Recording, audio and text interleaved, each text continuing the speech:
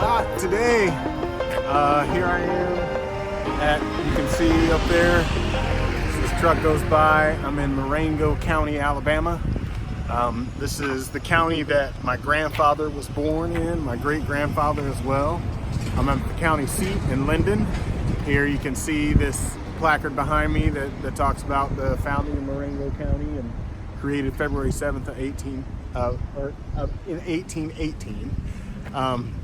And so I was just here just now because I'm trying to find where my people lived in this county. And I was successful. I found a deed. So Tom Pruitt was my grandfather's father-in-law, right? Right. So my great-grandfather's father-in-law. And he owned property in Hoboken. And so I'm off to head to Hoboken now to go actually check out the property. It's owned now by a lumber company. And so I don't know what I'll see when I get down there, but I also see that there's a Pruitt Cemetery. So my Reed line I'm struggling with still, but Ed Reed, my great-grandfather, married into the Pruitt family, and they own land in Hoboken, which is where my grandfather was born as well, Tom Reed. So I'm going down there to go check it out. Sorry if it's confusing, the genealogy, but it's my people. Doesn't matter. Still, I'm going to go look for my people down in Hoboken. I got about a 30-minute drive to get there from the courthouse. Bye, y'all.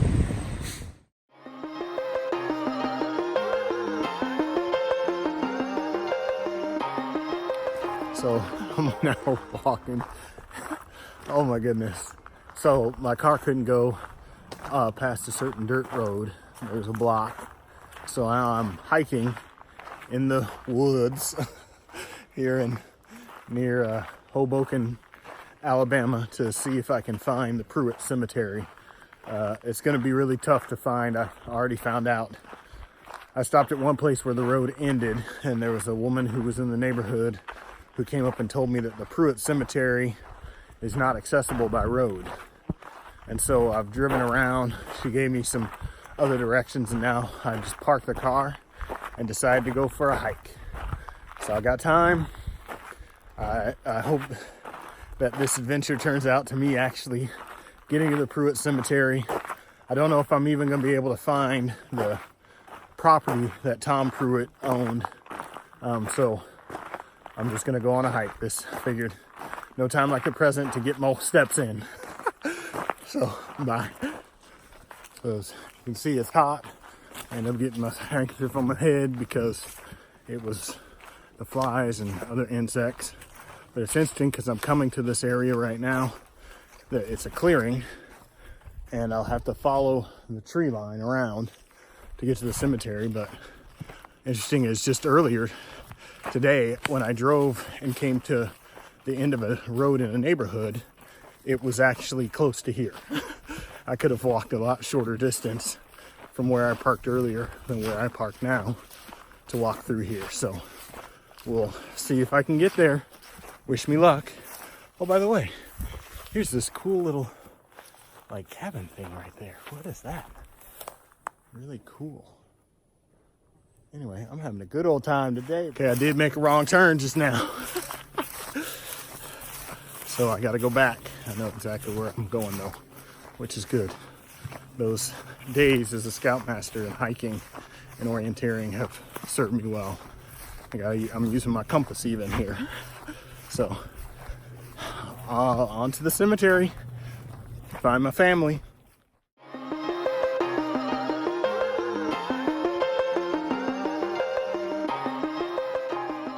Made it to the clearing.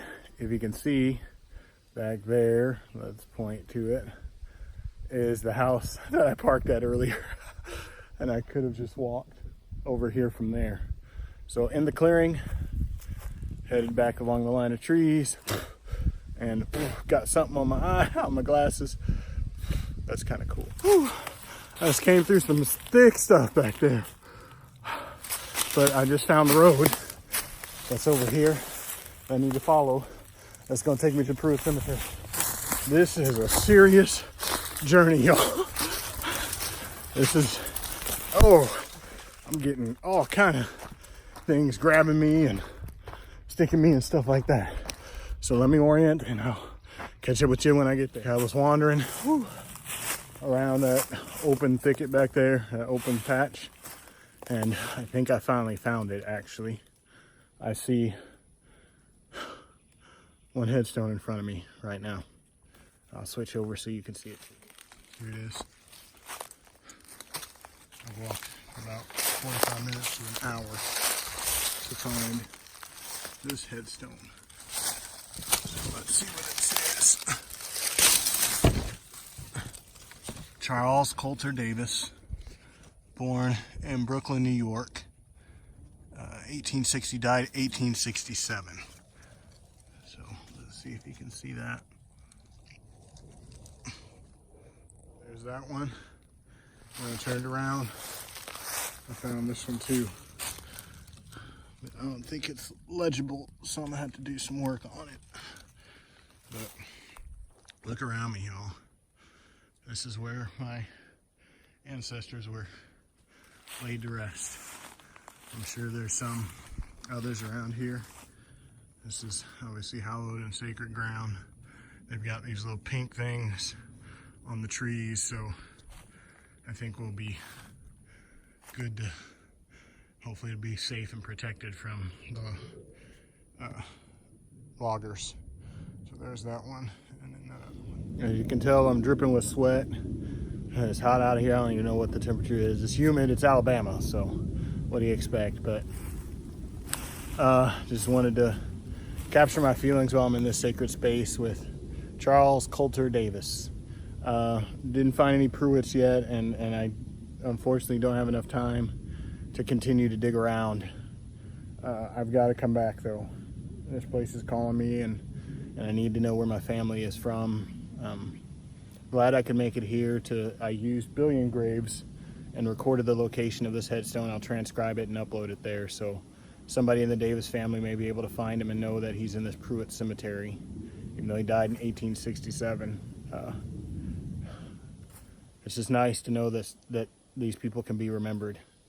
And I did feel, you know, going through thickets of brush, like I've got so much stuff. I've ripped my arms and my shirt and all that kind of stuff. Going through there, I just thought about what maybe my ancestors went through, especially those who were enslaved and lived in this area. And, you know, they didn't have paved roads. They had to cut through woods and all kinds of stuff like that. And they made it. And because they made it, I'm here today. And that's such a blessing, and something I will cherish forever, is to know the tenacity of my people. Those who lived here in Marengo County, Alabama, in Hoboken here, and those probably buried in the Pruitt Cemetery here. Those are the ancestors I honor by making this journey and this hike today, that they will be remembered, and I will share their names and continue to do more genealogy research to tell their story. And maybe you can do the same too.